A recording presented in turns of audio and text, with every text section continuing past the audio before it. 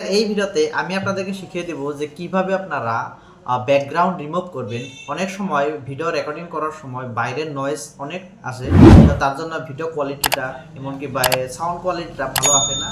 তো আজকের এই ভিডিওতে কিভাবে আপনারা সেই নয়েজগুলো কিভাবে রিমুভ করবেন সেটাই আজকের এই ভিডিওতে আমি আপনাদেরকে শিখিয়ে দেব। যদি আপনারা জানতে চান তাহলে এই ভিডিওটা স্কিপ না করে শেষ পর্যন্ত দেখার অনুরোধ রইল। ভিডিওটা যদি প্রথমবার দেখছেন অবশ্যই ভিডিওটা লাইক করবেন, চ্যানেলে যদি নতুন করে এসেছেন অবশ্যই চ্যানেলটা সাবস্ক্রাইব করেন। আপনারা সেই টিপসটা জানার জন্য ভিডিওটা কন্টিনিউ মনোযোগ সহকারে দেখুন। ভিডিওর ব্যাকগ্রাউন্ড নয়েজ রিমুভ করার জন্য first of all KineMaster open করে নিয়েছি। তো আপনারাও কাইনমাস্টার ওপেন করে নেবেন। কাইনমাস্টার ওপেন করে নেওয়ার পরে যে ভিডিওতে আপনারা ভিডিওর ব্যাকগ্রাউন্ড নয়েজ রিমুভ করতে চাচ্ছেন সেই ভিডিওটা আপনারা চুজ করে নেবেন। এখানে আমি সেই ভিডিওটা নিয়ে নিচ্ছি।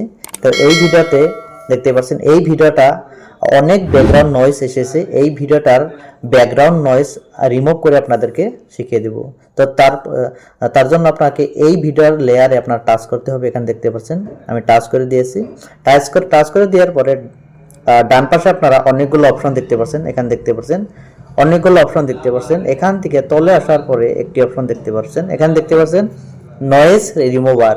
তো এখানে ক্লিক করে দেওয়ার সাথে সাথে এই ভিডিওর ব্যাকগ্রাউন্ড নয়েজ রিমুভ হয়ে যাবে। এখানে আমি ক্লিক করে দিব। এখানে ক্লিক করে দেওয়ার সাথে সাথে প্রসেসিং নয়েজ রিমুভার এখানে দেখতে পাচ্ছেন প্রসেসিং নিচ্ছে। তো কিছুক্ষণের পরেই ভিডিওতে যে সব নয়েজ আছে সেই নয়েজগুলো পার্মানেন্টলি রিমুভ হয়ে যাবে। এখানে দেখতে পাচ্ছেন প্রসেসিংটা কিছু সময় নেবে। তো সময় নেওয়ার সাথে সাথে ব্যাকগ্রাউন্ড নয়েজটা রিমুভ হয়ে যাবে। এখানে দেখতে পাচ্ছেন ভিডিওর ব্যাকগ্রাউন্ড নয়েজটা রিমুভ হয়ে গেছে। এখানে দেখতে পাচ্ছেন অন হয়ে গেছে।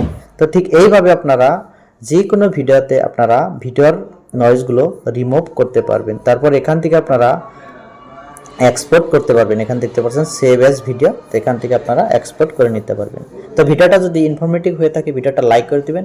চ্যানেলে যদি নতুন করে এসেছেন অবশ্যই চ্যানেলটি সাবস্ক্রাইব করে পাশে থাকা বেল আইকনটি প্রেস করে রাখবেন। এই ভিডিওটা যদি ফেসবুক প্রোফাইল থেকে দেখছেন অবশ্যই ফেসবুক প্রোফাইলটি ফলো করে আমাদের পাশে থাকবেন। ধন্যবাদ।